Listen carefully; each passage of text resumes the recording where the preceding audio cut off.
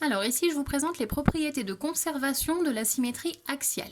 Nous avons ici deux figures, deux pentagones qui sont symétriques par rapport à la droite D, par rapport à l'axe de symétrie. Hop, je vais l'appeler D. Ce qu'on appelle les propriétés de conservation, c'est les choses qui ne changent pas d'une figure à sa symétrie. Par exemple, la distance entre ce point-là et l'axe est la même que entre l'axe et le point. C'est logique puisque quand on plie, étant donné que ça va se superposer, on va bien avoir, hop, je vais plier, étant donné que ça se superpose, on a bien la distance jusqu'à A qui est la même que la distance jusqu'à A'. Ici, c'est logique. Elles vont se mettre l'une sur l'autre. On va également avoir la conservation des longueurs, c'est-à-dire que ma longueur AE, c'est la même que la longueur A'E'. Cette longueur-là est égale à cette longueur-là. C'est logique puisque les deux segments se superposent l'un à l'autre quand on plie sur notre axe. Donc on va bien avoir ici mon point A qui vient sur le point A', mon point E qui vient sur le point E', et donc les segments AE et A'E', ils vont bien avoir la même longueur. On dit que la symétrie axiale, elle conserve les longueurs. Notre symétrie va également conserver beaucoup de choses. Elle conserve les angles.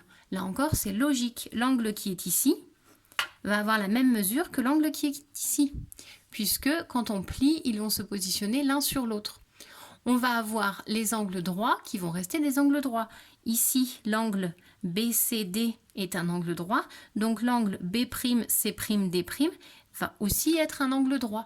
Donc on va dire que la symétrie axiale, elle conserve les angles, mais elle conserve la perpendicularité. Quand on a un angle droit, les deux côtés sont perpendiculaires. Dans la symétrie, les deux côtés vont être aussi perpendiculaires.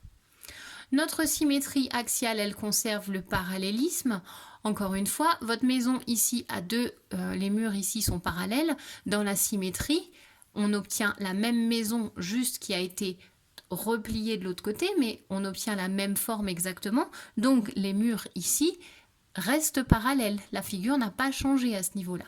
Donc on dit que la symétrie axiale conserve le parallélisme. Ensuite, on va également conserver le périmètre et l'aire. Le périmètre, c'est logique puisqu'on conserve les longueurs. Donc, le périmètre, c'est la longueur du contour.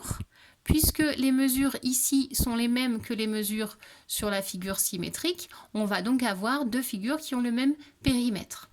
Et concernant la conservation de l'aire, puisque cette figure et celle-ci sont obtenues par pliage, elles peuvent se superposer parfaitement. On a donc des figures qui vont avoir la même surface. Tout cela est très logique. C'est ce qu'on appelle les propriétés de conservation de la symétrie.